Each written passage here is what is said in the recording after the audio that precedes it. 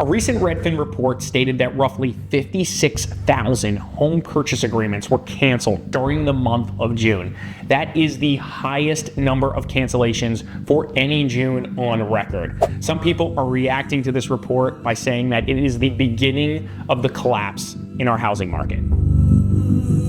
The big question is, why are people pulling out of these deals at record rates? And I think the answer is home prices are just too damn expensive.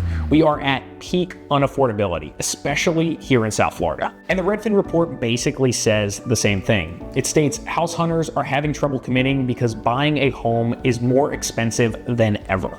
Some of my sellers right now are having a hard time understanding this. A customer just asked me, when you go under contract to purchase a home, don't you already know what you're going to be paying for? I mean, you agree to the purchase price and then you have a pre-approval letter, so you understand the financing costs.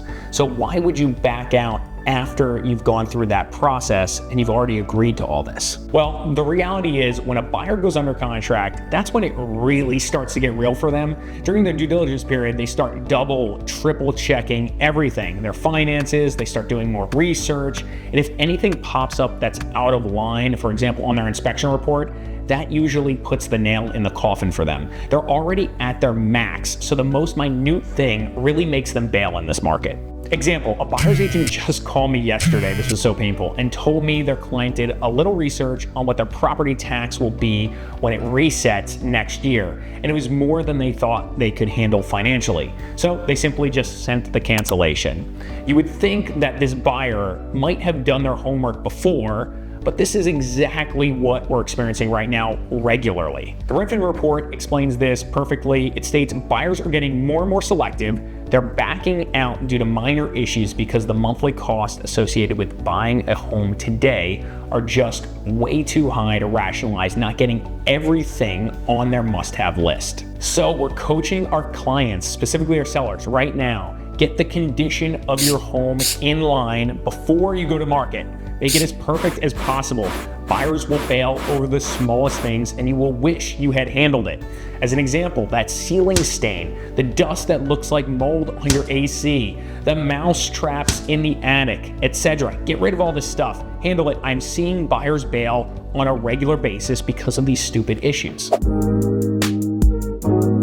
Now, the Redfin report, it showed something pretty interesting. It showed the top 5 markets where the most home purchase agreements are being canceled right now. And guess what? The top 3 metro areas with canceled home purchase agreements, they were all in Florida.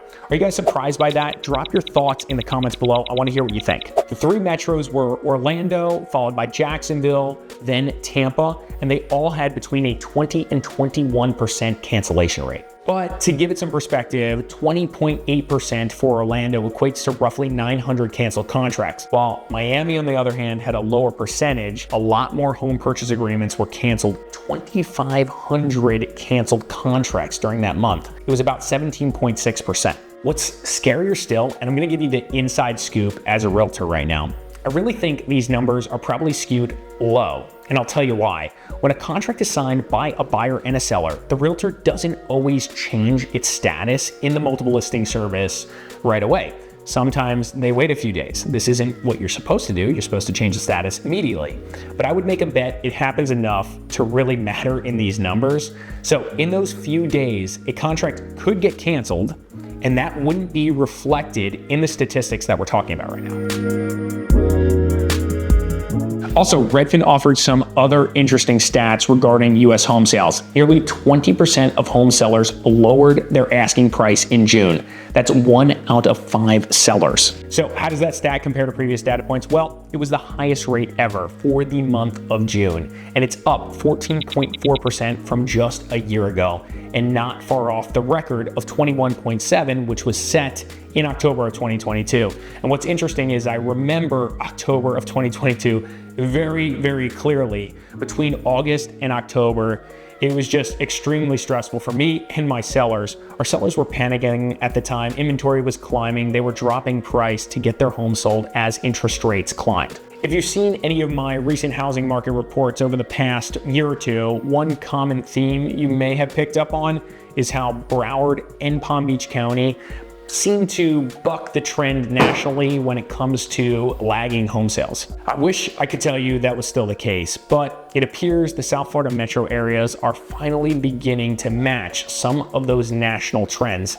In June, active listing inventory in Fort Lauderdale went up a whopping 45%.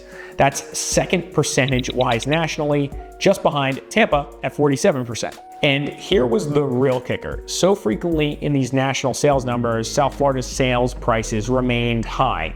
In fact, they continued to climb despite several indicators suggesting prices should possibly retreat a little bit. Now, things are different, at least when it comes to the percentage of homes selling above their final list price. South Florida was the lowest nationally. Fort Lauderdale only sold 12.3% of its homes above list price, followed by Miami at 11.4%, and West Palm Beach was last among US metros at 7.3%. Tell me this, is anyone really surprised by all this? I want to hear your thoughts in the comments below. I feel like this was pretty inevitable. I mean, we've held out longer than most other metro areas in the nation, but it's really gotten out of hand with how expensive it is to live here.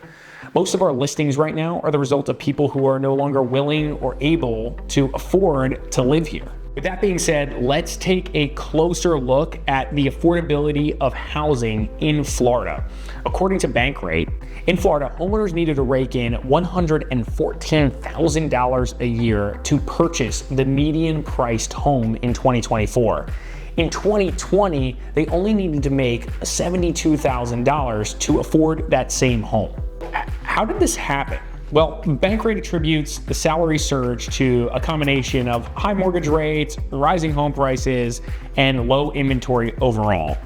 That's not exactly the most insightful analysis when it comes to contributing factors, but the issue remains it's a lot more expensive to buy a medium-priced house in Florida versus 4 years ago. And these same affordability problems are happening across the US right now without question.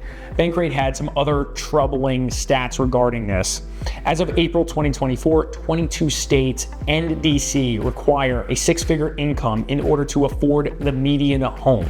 4 years earlier, it was just DC and 6 other states. Some of these increases are really eye-popping, especially considering it's all been within the last 4 years. And nationally, a median home price costs a little over $402,000 today. In order to afford that, a buyer has to make $110,000 per year minimum. That is up 46% from 2020. Especially being that it's an election year, there could be a lot of changes on the horizon within the next 365 days. So we'll see what happens, but I'm curious, are you feeling the same changes I am in the real estate market? Hit me with a comment below. I want you to weigh in on this. If you enjoyed this video and you got some value from the content, please give us a like. And if you want more content just like this, hit the subscribe button below. I'm putting out content like this every single week. And don't forget, we are a real estate brokerage. If you are considering buying or selling here in South Florida, we'd love to be your real estate resource of choice. I'm Larry Mastropieri, broker owner of the Mastropieri Group. We're based right here in Boca Raton, Florida. Thanks for tuning in. I'll see you guys on the next one.